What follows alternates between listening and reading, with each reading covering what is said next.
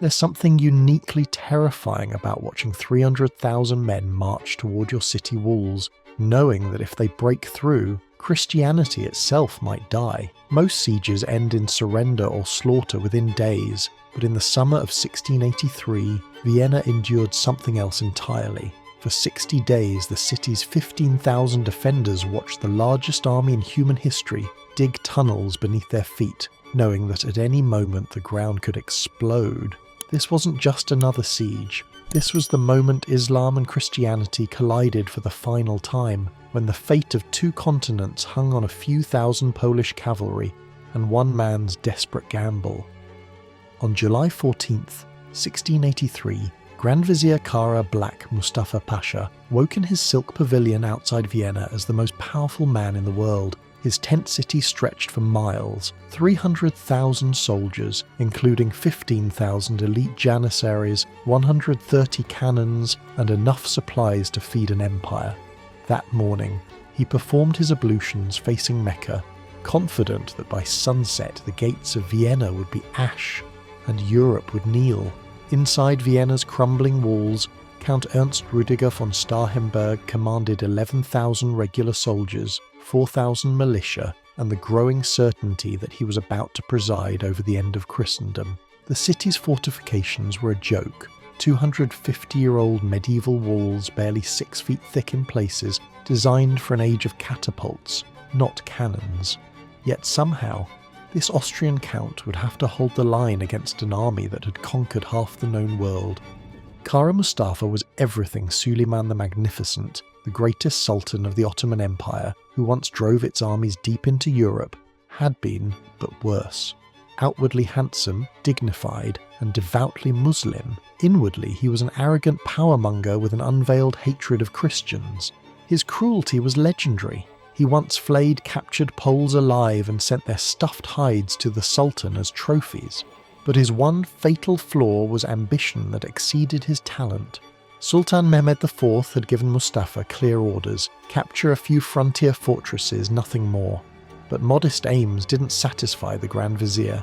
He wanted to succeed where even Suleiman had failed in 1529.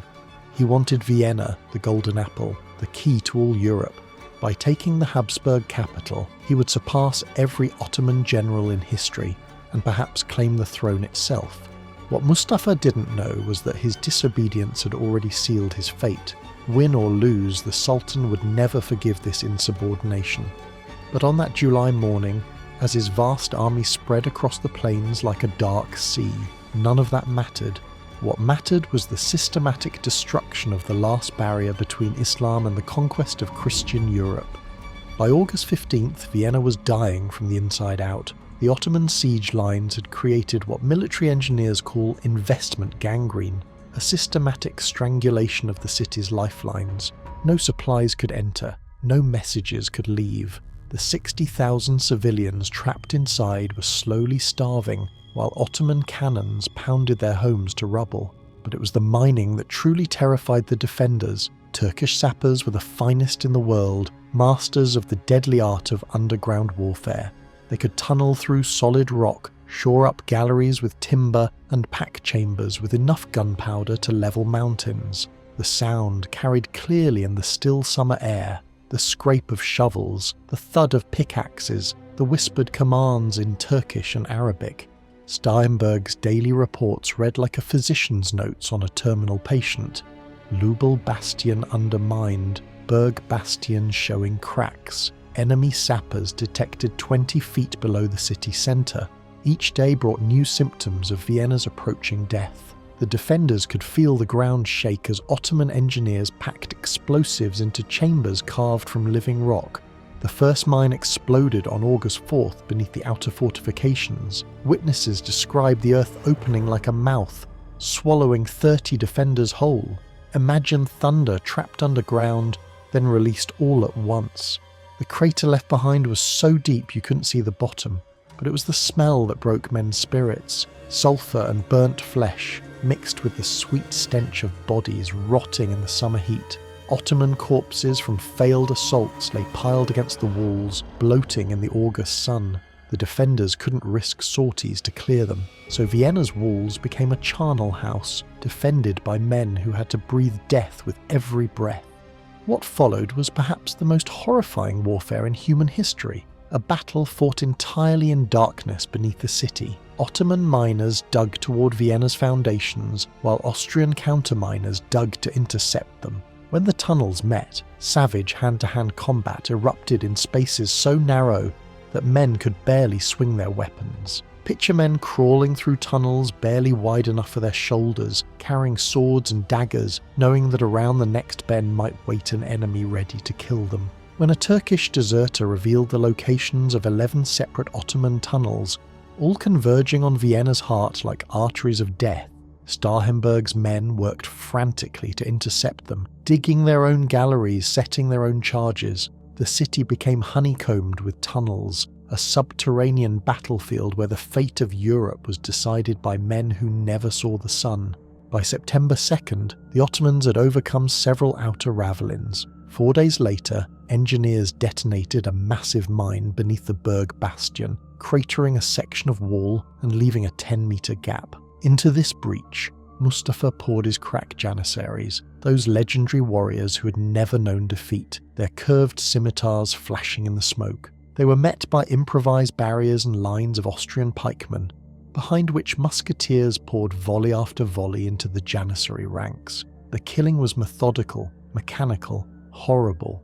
For 3 hours, the flower of the Ottoman army threw themselves against Austrian steel and died in heaps. When it ended, 600 janissary bodies lay piled in the breach, and the walls still held. While Vienna bled, Holy Roman Emperor Leopold I had fled his own capital for the safety of Passau. This bookworm emperor wasn't much of a warrior, but he wasn't going to abandon his capital to the Turks either. Frantically, he petitioned every Christian ruler in Europe for aid. Most ignored him. They had their own problems, but one man answered the call. Jan Sobieski III, King of Poland, was everything Leopold wasn't. A warrior king who had spent his life fighting Turks, Swedes and Russians. He understood exactly what was at stake. If Vienna fell, the Ottomans could winter there and launch a spring campaign that would carry them to the Rhine, perhaps to the Atlantic. Poland would be next, then Germany, then France itself. By September 7th, a mighty relief army had gathered in the Tulen Valley northwest of Vienna. There was Sobieski himself with 18,000 Poles, including 3,000 of the famous Winged Hussars, heavy cavalry whose very appearance struck terror into enemy hearts. The Elector Max Emanuel of Bavaria brought 11,000 men. Prince George Friedrich von Waldeck arrived with 8,000 Germans from Franconia and Swabia. Together with Duke Charles of Lorraine's 20,000 Austrians, the Allied army numbered over 65,000. But would they arrive in time? Inside Vienna, ammunition was running low. The garrison had been reduced to barely 4,000 effective soldiers. Disease ran rampant through the overcrowded city. Starhemberg knew his men couldn't hold much longer. On September 8th, he lit the first distress rockets from St. Stephen's Cathedral, the agreed signal that Vienna was at its last extremity. Mustafa saw the signal rockets too, and he knew what they meant. The relief army was close, but he had one final card to play, the largest mine yet, packed with enough gunpowder to level half the city. If he could detonate it during the Polish attack, he could bury both Vienna and its rescuers in one apocalyptic explosion. The race was on. Ottoman engineers worked desperately to complete their masterpiece, while Polish cavalry thundered down from the Vienna woods. In the tunnels beneath the city, Austrian counterminers dug manically to find and neutralize the great mine before it could destroy everything they had died to defend. On September 11th, Colonel Donat Heisler's advance guard of 600 dragoons reached the Kahlenberg Heights and lit signal fires to alert Vienna that salvation was at hand. To the defenders on the battered walls, those fires were like a sign from God that their prayers had finally been answered. But Mustafa wasn't finished. His spies had infiltrated the city. 3 men laden with Ottoman coins later confessed under torture to planning to set fires throughout Vienna during the final assault. The Grand Vizier's plan was diabolical in its simplicity. As the relief army attacked from outside, his agents would create chaos within. while his great mine would destroy the city's heart in one massive explosion. At dawn on September 12th, 1683, the fate of two civilizations hung in the balance. From the Kahlenberg Heights, the Allied army could see the vast Ottoman camp spread below them like a dark carpet. Mustafa had deployed 70,000 men between the Danube and Vienna rivers, Janissaries, Sipahis, provincial troops, and 18,000 Crimean Tatars whose light cavalry had terrorized Europe for centuries. The battle began at 5 a.m. when Ottoman forces tried to disrupt the deployment of Austrian artillery on the heights. But this was just the prelude. The real drama would come when Sobieski unleashed his secret weapon, the largest cavalry charge in human history.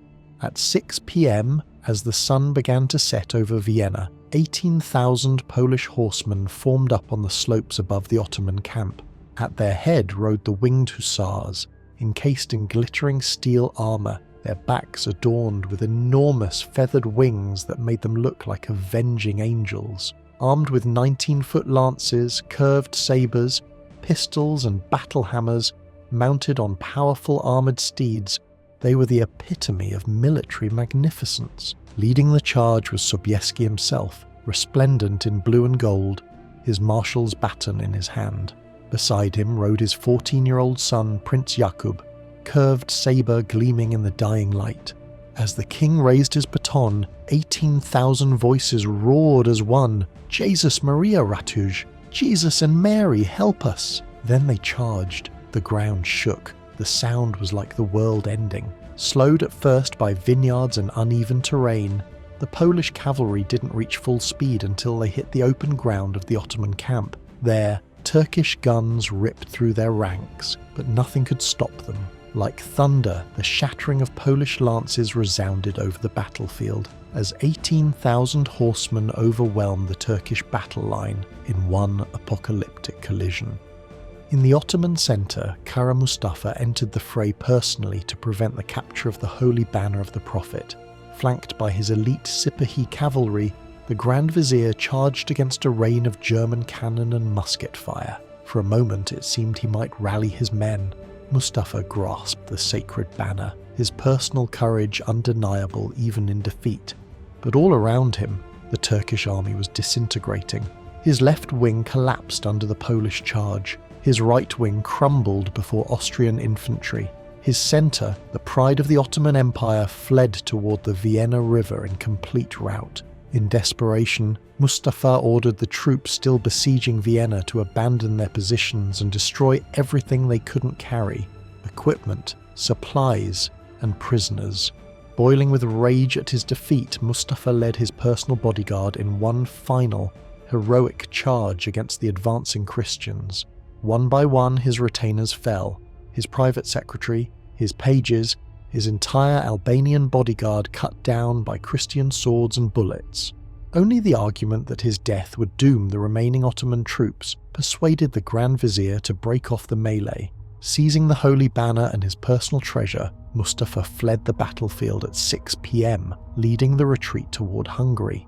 Behind him, he left 15,000 Ottoman dead, and the shattered remnants of the greatest army in Islamic history.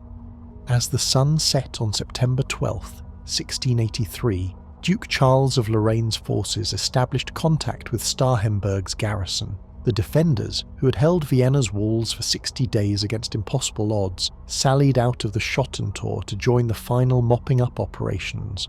Ludwig Wilhelm of Baden and his dragoons were given the honour of formally relieving the city, marching through the gates to the joyful sound of kettle drums and trumpets. In the abandoned Ottoman camp, the victors found scenes of horror and wonder in equal measure. Christian children cowered among hundreds of butchered prisoners, Mustafa's final act of spite. But they also discovered the Grand Vizier's magnificent pavilion with its courtyards, dining halls, baths and gardens, filled with heaps of gold and jewelled treasures looted from across the Ottoman Empire. The political consequences were immediate and devastating. When news of the defeat reached Constantinople, Sultan Mehmed IV's rage was terrible to behold. On December 25, 1683, Christmas Day, the Sultan's executioners strangled Kara Mustafa in his palace at Belgrade and sent his head to the capital. The man who had dreamed of conquering Europe died in disgrace, his ambitions buried with him. The Battle of Vienna didn't just save one city, it saved an entire civilization. For 230 years since the fall of Constantinople in 1453, the Ottoman Empire had seemed unstoppable. They had conquered the Balkans, dominated the Mediterranean, and twice reached the gates of Vienna itself. Christian Europe had lived in constant fear of Islamic conquest, but September 12th, 1683 changed everything. For the first time in centuries, a major Ottoman offensive had been not just repulsed but utterly destroyed. The aura of Ottoman invincibility was shattered forever.